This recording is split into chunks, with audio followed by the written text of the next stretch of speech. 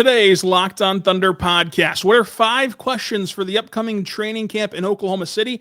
And who is our pick to click for this season? The Thunder should be able to repeat as champions if they get a breakout from this player coming up.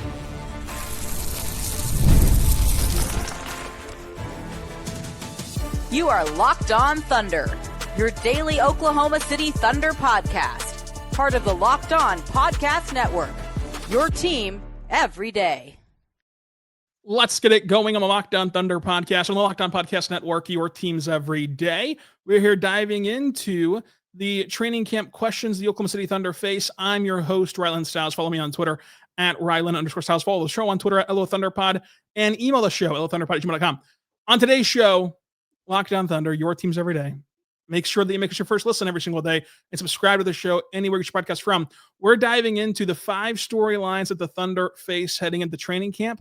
What should their overall season goal be past repeating as champions? And who is the pick to click? Who is the under-the-radar player that we could see having a big year? With Derek Parker at DParkOK on Twitter. You can find him at Draft Digest, Thunder on SI. You can also find him on YouTube, DParkOK, Derek-Parker on YouTube, where he has incredible draft coverage in what is going to be a very fun draft class. Derek, how you doing today?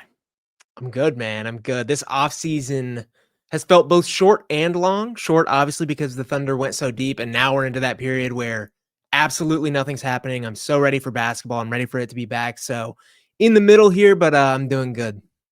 Yeah, I mean, we're in the midst of the offseason, but you can see the light at the end of the tunnel as training camp will open up at the end of this month, media day at the end of this month. It'll be a lot of fun to be out there and be back around the team.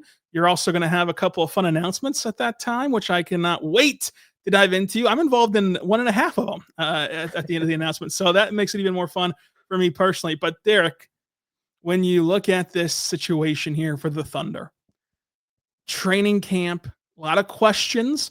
And I think that there are deep level things to look at for OKC beyond just, oh, they're the champions, they got to repeat. And how can they handle the target on their back? How can they handle being champions as we're in this parity era for the first time in the NBA where the past 7 champions haven't gotten out of the second round? Like, yes, that is the biggest thing. But one of my 5 questions for training camp is going to be Thomas Sorber. Like, whenever you look at these past rookies who have found success with the Thunder, you know that you show up at the Thunder practice facility, you get let in to talk to the players and coaches, and if a rookie's going to play, and if he can play, he's the talk of the town. I mean, last season, the Thunder brought in Isaiah Hartenstein. They brought in Alex Caruso, and those were the shiny new toys for the Thunder system. And yet, the week of training camp was talking about AJay Mitchell. Like, the week of training camp was like, AJay Mitchell could really play. Everybody could not stop talking about AJay Mitchell. And from the word go in game 1 until he got hurt, he was in the Thunder's rotation, and he really made a great first impression. Is there that same buzz about Thomas Sorber, about Nikola Topic, about Brooks Barnhizer? Like, what are the players and coaches saying about the rookie class? Because the players are the first to know who can be out there and who can take a big step. And Thomas Sorber, I think, is an interesting player for the Thunder, both short-term and especially long-term. Yeah, it's a good call out. Like you said, we're absolutely going to know based on player and coach reactions. J-Dub is going to have some clip about how some new player is busting butt early. It's going to happen. We're going to know. I'm more interested to see who it will be between Topic and Thomas Sorber, because we've seen this huge build up to the beginning of Topic's career too. And now we've had this kind of dash of him at Summer League, even though we missed his entire real rookie season. And then now we miss Sorber at Summer League as well. So it'll be really interesting. In terms of like picking a side of the fence, I guess I would lean Topic getting most of the buzz coming up, just because I think his cerebral style of play is really going to lend itself to this Thunder system.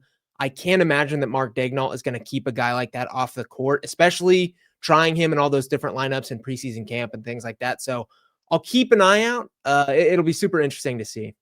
Who do you think the Thunder should want it to be? I mean, you can't force these things to happen. And to the Thunder's credit, you look at last year, the big talk was about their second round guy, not their first round guy. Like, it was all about AJay Mitchell. So like, they're going to tell you honestly, but sitting here without the data yet, who's more important for it to be in training camp this year? Will it be Sorber or would it be Topic? They'll want it to be Sorber 100% because this I is a agree. player who he didn't come in highly touted. Like he was a guy who shocked in his lone collegiate season. He came in, I believe, at like number 44 per RSCI, which ranks it's like the composite rankings for players. So he was already punching well above his weight in college. If he was able to 1 calendar year later come in and look really, really good in an NBA preseason camp with the defending champions, with Isaiah Hartenstein potentially not on the roster long term, with him potentially being a great front court fit for Chet Holmgren, that would be a stellar development for this team. I don't know that it lands that way. I expect him to be a little bit more of a developmental project pick for those aforementioned reasons. But if he came in and he was knocking down the door day one, that would be phenomenal for this Thunder team.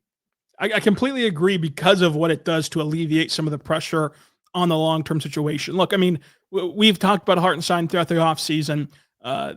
There's been a lot of discourse around, is this going to be his last year in Oklahoma City? Is this going to be a situation where they can decline and re-sign him to a team-friendly deal? Like, how are they going to circumvent the cap and not in a Clippers way, but in a legitimate legal way?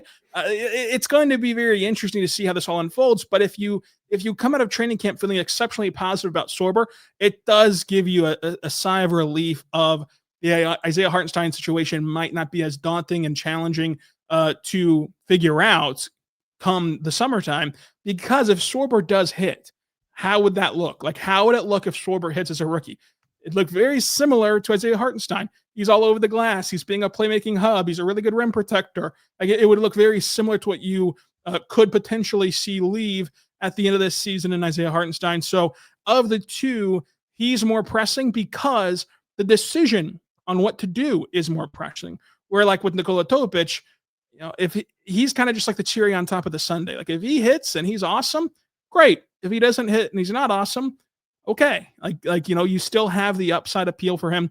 They're both exceptionally young. They're both still teenagers, but the roles of which they need to expand happens quicker for Sorber than it does for Topic at this very minute. So I do think that they'd be rooting for Thomas Sorber to have a good camp and a good initiation into NBA basketball for that reason. So I'm very curious how the rookies do and how Topic looks away from the basketball, how he looks in an NBA environment, because his summer league debut, I think, was impressive. I mean, there are still some concerns about how he can play off the ball. There's still concerns about his defense. But when you pair him with the talent on this team, his playmaking is really going to shine. Can you get away with it defensively because you're flanking him with great defenders? Let's answer that question in training camp and preseason and early on in this season. Can he play an off-ball role that still elevates his skill set and his teammates? Or is it going to be a situation similar to Josh Giddey, where it's like him in the off-ball role really neuters his abilities, and it really neuters what he can do in his talent level, and it's not additive to the team. So that's going to be two of the big questions centered around the rookies. Is there something that jumps out to you as a storyline to watch as training camp is set to open here in a couple weeks? I feel like the guy who just comes on your podcast and constantly harps on Chet Holmgren. He's like just easily the most fascinating player on this team to me. I'm so curious to see if he's again seeing some of that offseason growth. We've heard about it for the last 2 off seasons. Obviously, last year comes in, he has the hip injury, misses 50-something games.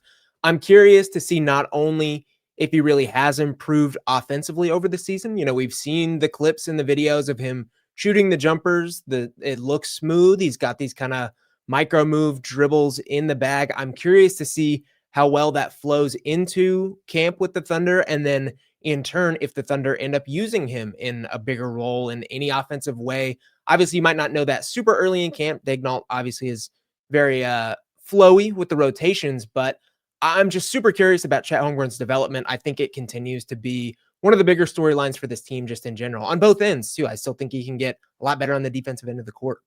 Yeah, I mean, how much can he resemble that of the 9-game sample size that he gave this team prior to his hip injury? That's going to be a massive question mark, and you'll get to see glimpses of it at training camp and glimpses of it in the preseason to the extent that these guys play. And then it's no holds bars come regular season time, come banner night. You really want to see it displayed. He's been on Snapchat aggressively this summer talking about a variety of topics. His top 5 list, by the way, Chet. do not ever disrespect Aunt Becky. She should have been in your top 5, assuredly. Maybe we can debate that at media day, but how can he look on the court? Can he take that step that we're all anticipating him to take? And that is still a lot of pressure on a guy like this, but he's shown to have the talent. He's shown to have the DNA that of a true number 3 option, and his ceiling is there. So I want to see how these guys look in training camp. We have more questions. We have our pick to click, who's going to be the player that surprises us this year, and some seasonal aspirations for the Thunder beyond just repeating as champions. But first, Derek, I need to tell you right now, my good friends over at FanDuel, go check out FanDuel today because the NFL season is here. It's literally here. Today is day 1 of the NFL season, and FanDuel is making sure you're ready for kickoff tonight with this cannot miss offer. Right now, new customers can bet just $5, and if your bet wins, you get $300 in bonus bets to use across the app. So if you're ready to play, go download the FanDuel app, visit FanDuel.com to get started. That's FanDuel.com to place your first $5 bet. If that $5 bet wins, boom, $300 in bonus bets to use across the app. And if you're only into the NBA, need not worry. They already have NBA odds out there, including for opening night. Thunder 6.5-point favorites over Houston. You can get in on that early. But if you are into football, Cowboys 8.5-point underdogs, big spread in NFL terms. Might just want to sprinkle a little bit on the Cowboys, see what they can do to cover the spread on banner night for Philadelphia. Friday, you got the Chiefs 3-point favorites against the Chargers. Go check it out today at FanDuel.com. We're back on the Locked On Thunder podcast on the Locked On Podcast Network. Your teams every day, talking with Derek Parker at DParkOK on social media, Derek-Parker on YouTube for all of his draft coverage, and we're both over at Thunder on SI, covering Oklahoma City for Sports Illustrated in a way. Derek, when you look at this team and you look at training camp, we've talked Sorber, Topic, Chet. Another big question for me is going to be the chemistry. And that might sound strange because they just won a championship, but the chemistry of Joe and Hartenstein in particular, because you saw it in the first half of the season. Isaiah Joe talked about the differences of his role, and his role being the type of threes that he was able to get off alongside a playmaker like Ihart.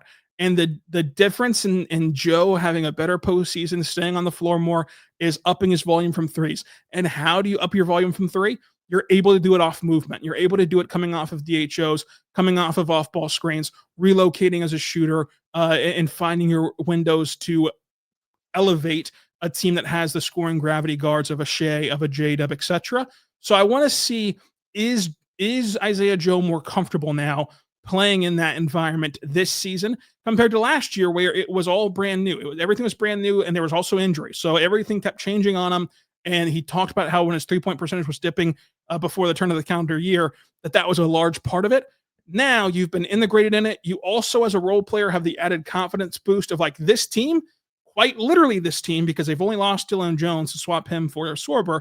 Like this team won a title. This team battled through 2 7-game series, battled through that injury adversity they faced throughout the regular season. So I want to see what does Isaiah Joe look like with Isaiah Hartenstein for however much we see that at training camp, however much we see that early on in the season, because I do think that can provide the difference in the end.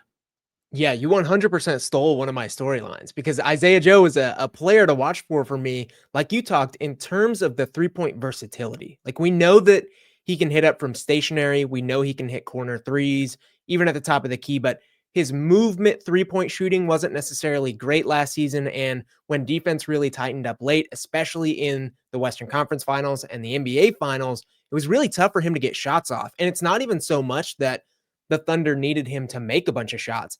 It's that they needed him to get shots off in general. So I'm right there with you. I think it's an absolutely crucial kind of inflection point between Isaiah Joe and this Thunder team. Is he really, really going to make the impact that people think he can make on this team this time in the postseason? I think it comes down to this skill, and I'll be interested to see. Honestly, I don't know that we'll know this from camp. Like he's probably a flamethrower in practice all the time, but I think we'll know early in the season if we're looking at the old Isaiah Joe, who's still a good and serviceable player, or a new version of Isaiah Joe who could really take this Thunder offense to another level.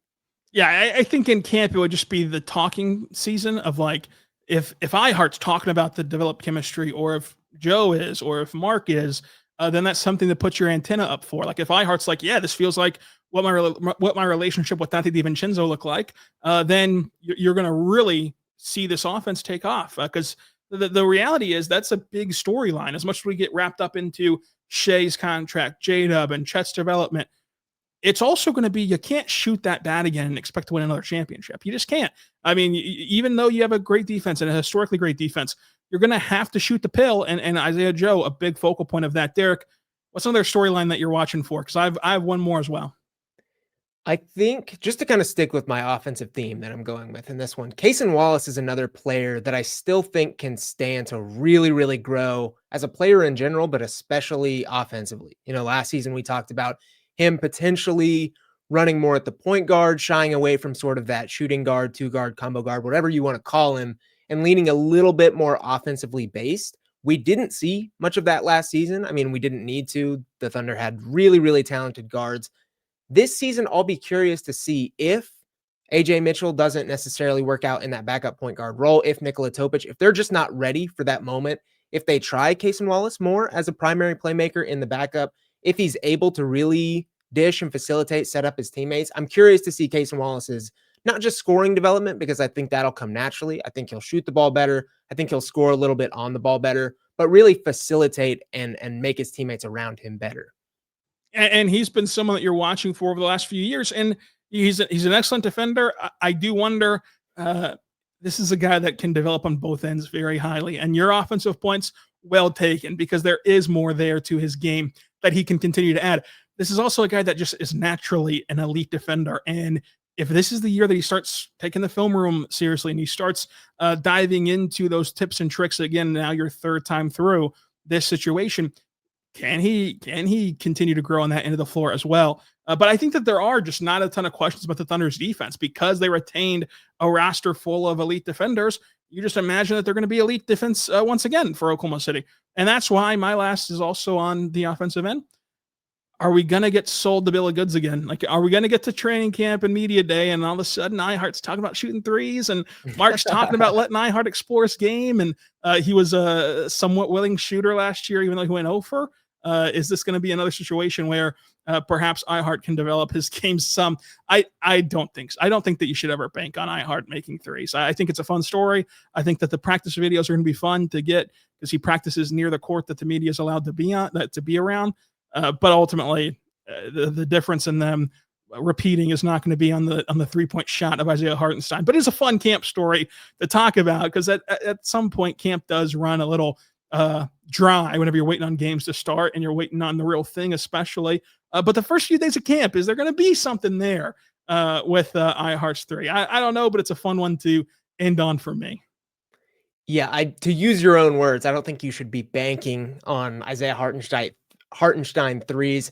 I think last season a little bit proved like the spacing doesn't necessarily get better next season. Like even if they're better offensively, it's not like the 5 feet of difference between him and the defender is necessarily going to close the gap on his 3-point shooting, going to take it from 0% to 33%. So no, I would not anticipate too many Hartenstein threes myself either. Yeah, I think that ship has sailed on iHeart and the triples. But training camp will still be fun regardless, and I cannot wait to get out there with you and be at media day here at the end of the month. But coming up, our pick to click. I think that one player can really elevate his status in the Thunder's chances to repeat as champions.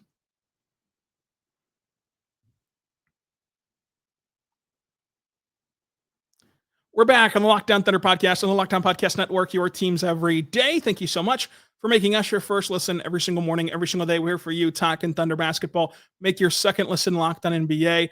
And let's talk with Derek Parker about this season. We've done training camp storylines. Let's do a pick to click. Who's the player that's not named Shai, J-Dub, or Chet? Those are the names I'm taking off the board for you. So you have still a long list here. Who do you think is going to be, it's going to be their year. It's going to be their year to step up, and we're going to be talking about them on future projects, wink, wink. And we're going to say, hey, we're 3 weeks into the season, and this guy has been great. There's a lot of options. My heart so badly wants to say Ousmane Dieng. And I believe on this podcast, he's not my pick. He's not my pick. He's not my pick. But that's where my heart wants to go. I'm going to go Aaron Wiggins Okay. And that's not something I probably would have seen myself saying a year ago, but we talk about the Thunder's offense being better next season. I think it stands to reason that one of their better bench scorers in Aaron Wiggins would be one of the reasons that that could happen.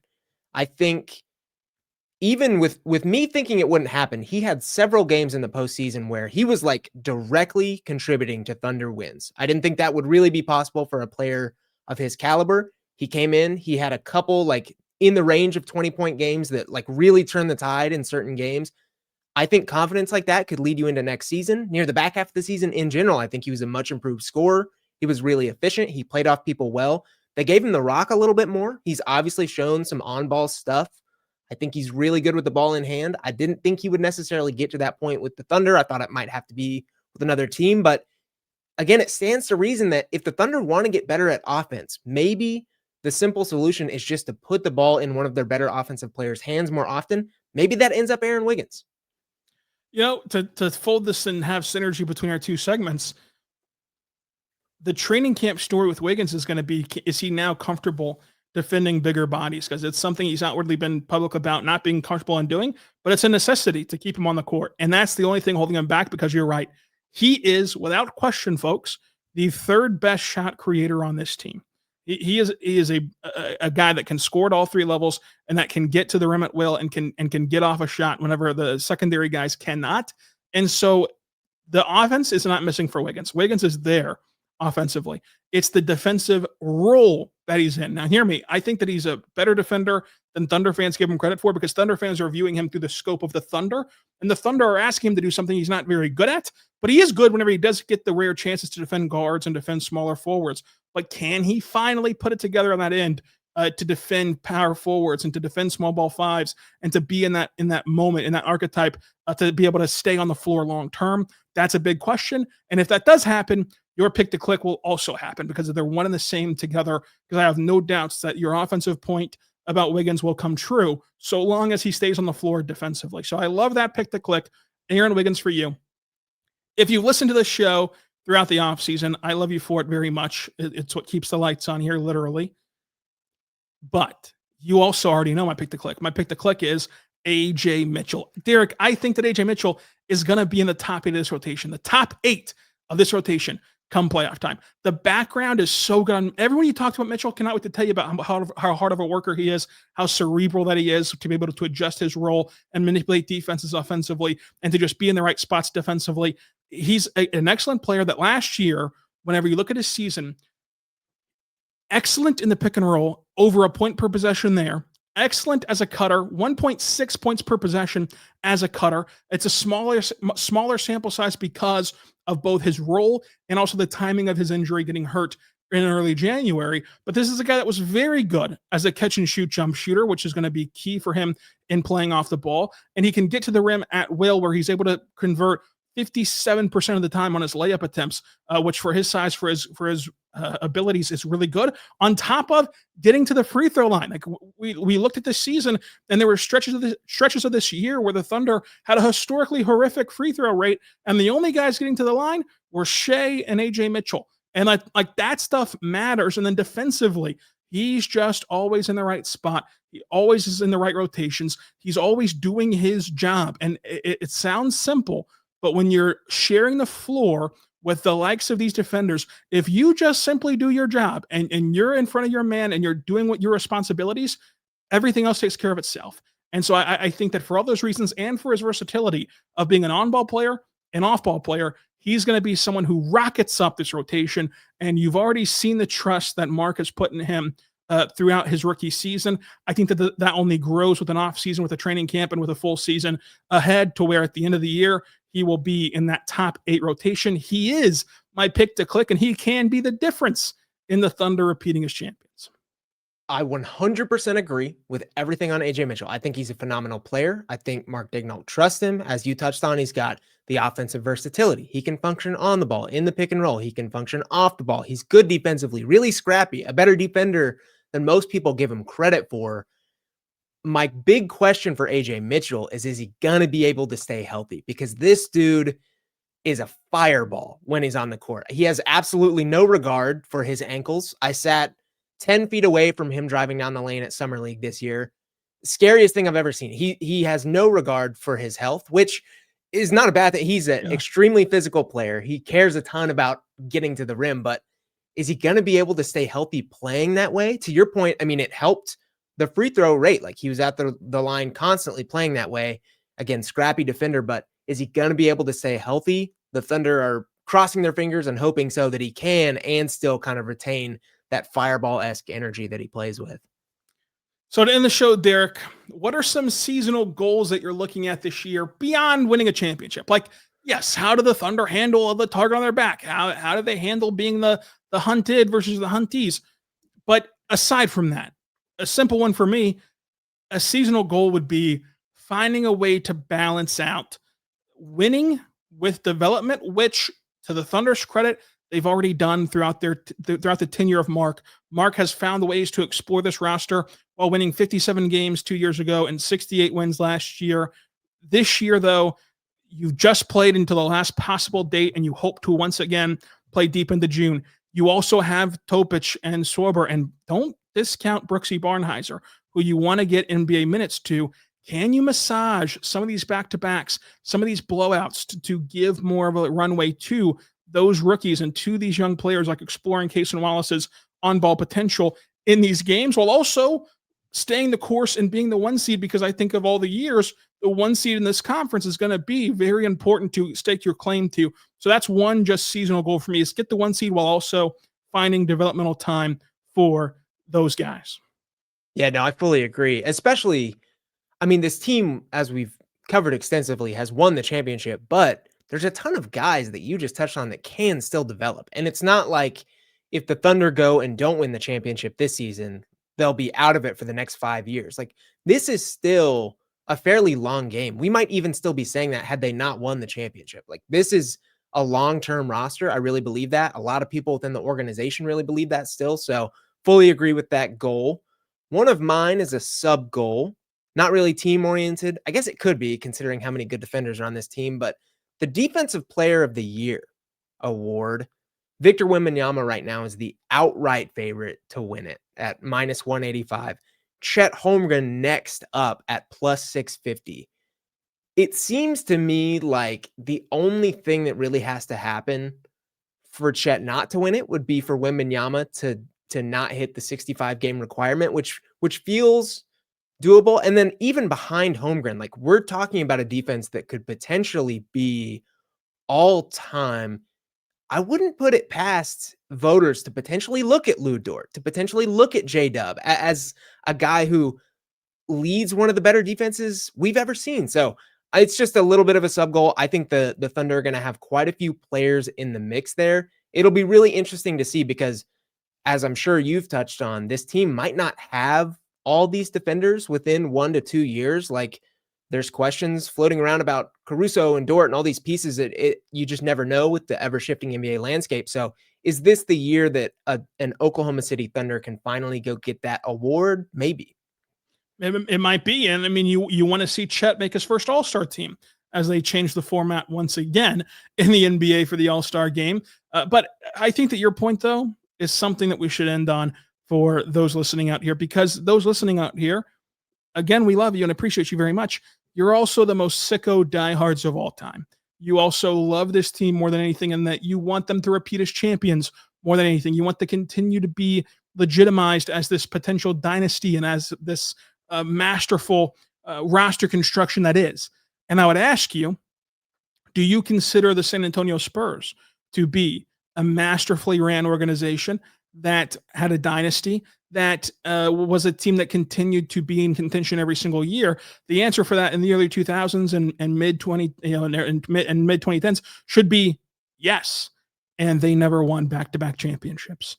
Like, they won the finals, took a couple of years, took 3 years off, won the finals again, took a year off, won the finals again, took a year off, won the finals again, and then had a stretch there of like 4 years where they didn't get back, and then got back there and lost, got back there and won the next year. It's like, this team is set up to where, yes, repeating as champions, the ultimate goal, and the goal that the Thunder should have, and that on paper right now, which the game is not played on paper, but on paper right now, they're in line to do. But if they don't, it's not just all over. Like, it's not just going to be cratering down. They're going to be in contention now. What you've done this summer is you've locked yourself into a minimum 5-year window of contention by making sure you have Shea, Chet, and J-Dub, and having all the draft picks, having the best front office in basketball to supplement this roster. And I think another season goal would be to let this season as a fan be what this season is, which is going to be very fun, which is going to be a year in which that you've already won a championship, your franchise is legitimate, and your core is legitimate, and just enjoy it. Like, you don't need to live and die with every loss on a Wednesday in Brooklyn. Like, just enjoy it and relish in the fact that you're going to have the best team in basketball, the most talented, deepest team in basketball. And until late June, they can't take the championship away from you, and they might not at all, because they might repeat as champions, and they're that good. And so I do not want anyone to walk away from this season being like, I wish that I would have enjoyed that more. Like, whenever we're 10, 12 years down the road, you don't want to be saying, I wish I would have enjoyed this era a lot more, because I think that a lot of people had that feeling with the Kevin Durant, Russell Westbrook era, and they never won a title, but you just feel like whenever you were in the midst of the COVID years, you just felt like, I wish I would have enjoyed that trio more before everything, crumbled eventually on that era. This is the same type of thing. You're in the good old days right now. And so a sub-season goal, enjoy the good old days, Derek.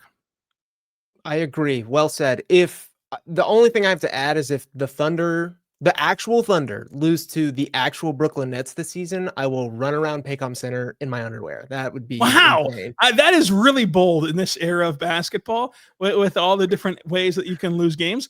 I'm going to hold you to that, and I'm going to video it, and we'll put it on the YouTube shorts in your YouTube boxer shorts. So that'll be a lot of fun. Derek, you already have a mock draft out for the lottery. You also have a ton of writing and everything out. What have you been cooking up this off season? Yeah, all the typical spots: Thunder on SI, Draft on SI, at Derek-Parker on YouTube. Gonna have stuff coming out. Probably Cam Boozer up next. He's super fun to watch. So yeah, stay tuned over there. We've got a few videos up, as you touched on, but still churning along. Cam Boozer, is this going to be one of my favorite videos where you just sit down and watch and dissect highlights? Okay, let's do it. I love it. I love when you sit down and watch film. Did you see the Darren Peterson one? Your guy. Buddy. You were in there. That got me excited about Kansas basketball this season.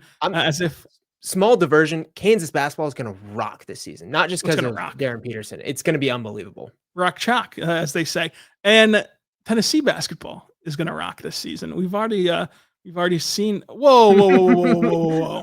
I'm not as high on Advent Calendar or whatever his name is, dude. He's going to be incredible. Don't you dare besmirch his good name. But until next time, we'll be back tomorrow talking about this roster, talking about this season.